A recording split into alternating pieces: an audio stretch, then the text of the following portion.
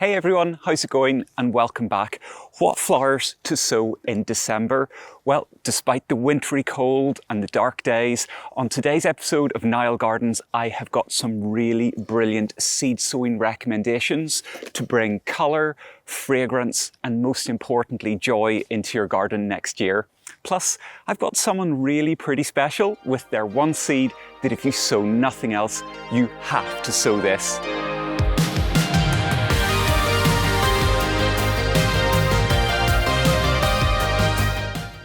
I know that you want me to get stuck straight into my seed suggestions of what to sow in December, but just a reminder, more than ever, that you really need to bear in mind your own local growing conditions, as they may well be a lot different to mine here in Ireland.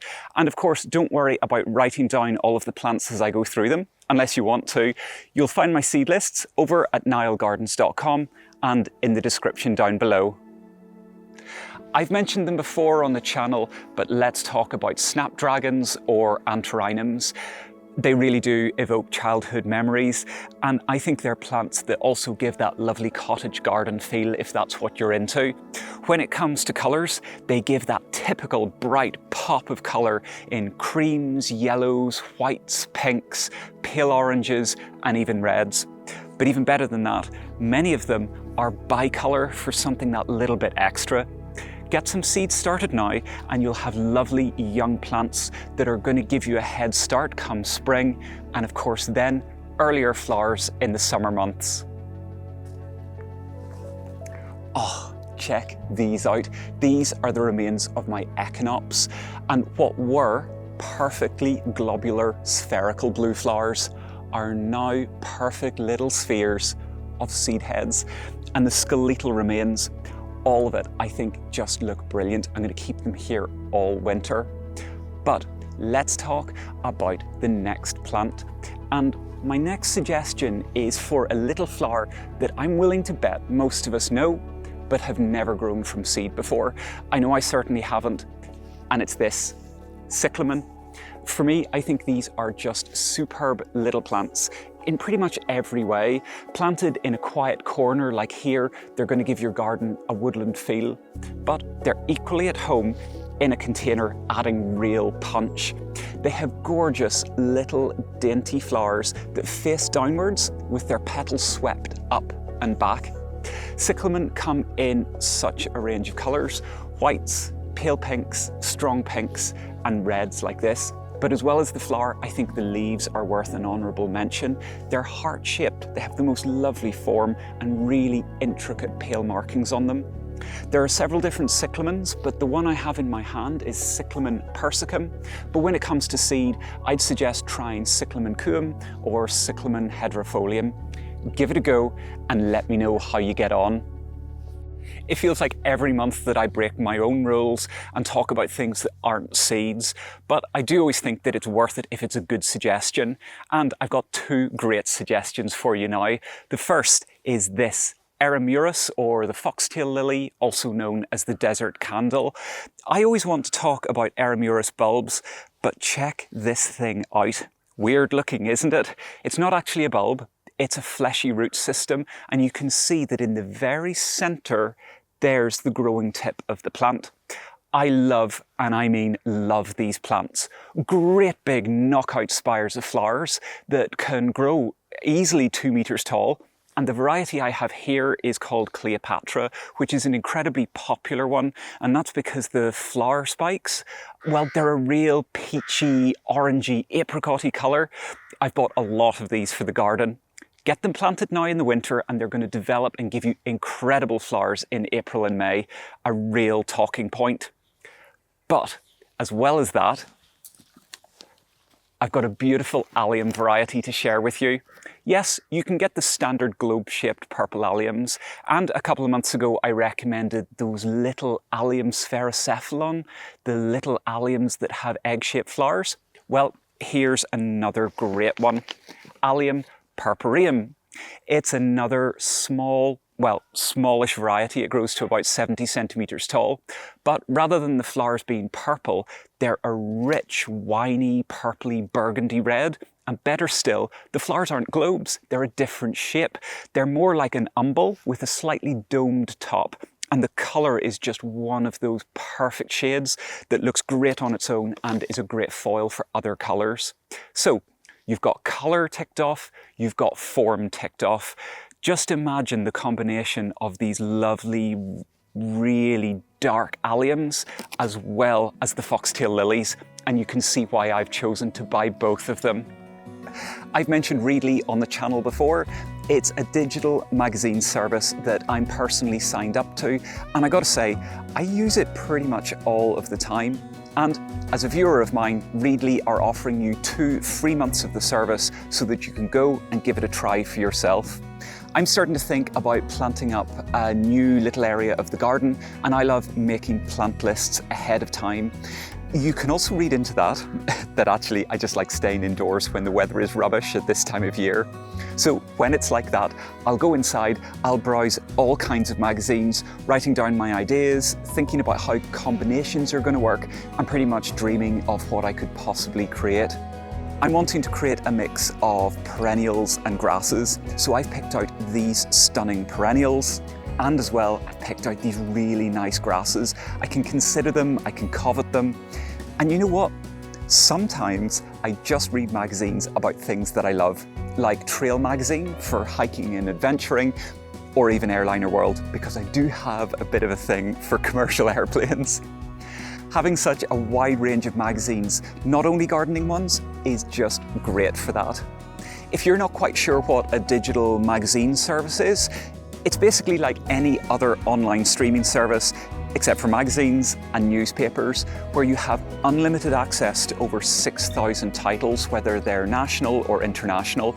It's already such good value, but Readly have included a super handy feature to give you even better value, and that's multi-profiles. You can have up to 5 different profiles in one subscription.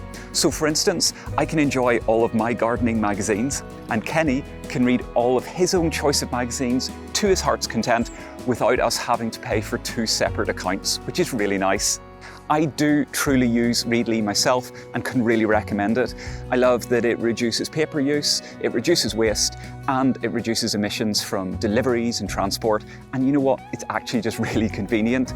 I've left a link in the description down below to Readly. If you use that link, you can get 2 free months of the service when you sign up. And of course, you can cancel at any time. So with all of that choice, it is definitely worth trying if you haven't already. This is the bit of the monthly seed sowing episode that I really love. It's time for my one seed that if you sow nothing else, you have to sow this.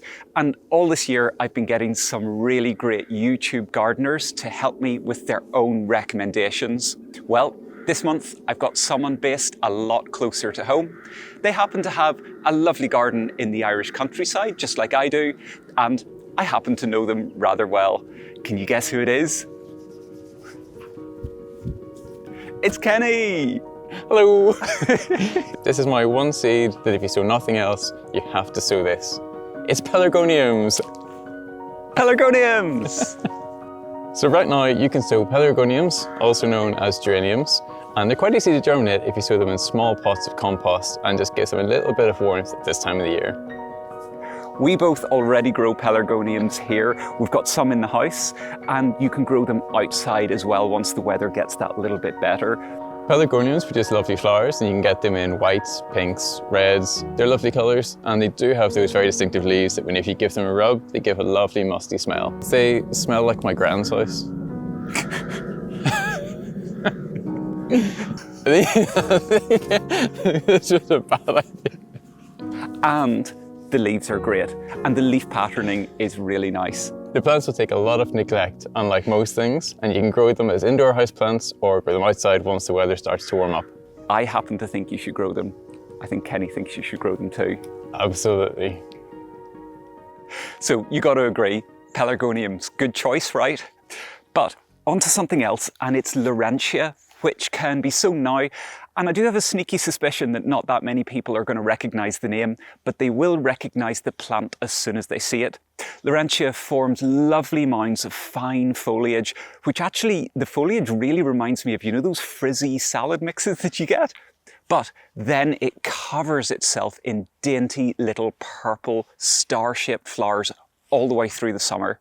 Now, technically it is a half-hardy annual, so sowing it now does carry risk, but if you've got a propagator or somewhere where you can give the seeds and seedlings a little bit of warmth to get them going, and then something that's going to give them loads of light, then you're going to be able to steal a march on everybody else and get some nice stocky plants ready to go early in the spring to get you really, really early flowers. We're getting through the seeds, but next let's talk about begonias. And that's because begonias are great bedding plants that, yes, you can certainly buy as little young plants and grow them on, but why not give growing them from seed a try? Especially because there are actually just so many more different and unusual varieties that you may not be able to necessarily pick up in the shops, but you can get hold of the seed. Their flowers are, well, bright and blousy, and I think they make fantastic plants for pots and containers. But if you're into funky looking leaves, begonias are also going to tick your boxes because they have the most amazing colour combos, including purples, pinks, and bright acid greeny yellows all mashed together. Next up, and you can sow Coleus in December, though I have to confess it's not really a plant that I love. There's nothing wrong with it, but I've never really found a place in my garden where I specifically want it. However, if you're looking for a really easy to grow foliage interest plant, Coleus might just be the plant you're after. I know it's technically not known for its flowers, but when it comes to colour, we have to talk about it. Growing anything from about 1 foot to 3 foot tall, depending on the variety, it's going to give you really brightly coloured leaves that are definitely going to add impact into a border or a container. Depending on the specific variety that you go for, you can add anything from vivid yellows, limes, luminous magentas, purples, pinks, all from the leaves without even needing this little plant to flower to give you that colour and impact. If you haven't tried it, yeah, add it to the list. Give it a go, because at the very least, it is going to give you such a hit of colour. So there you have it, brilliant flowers that you can sow this month despite it being winter.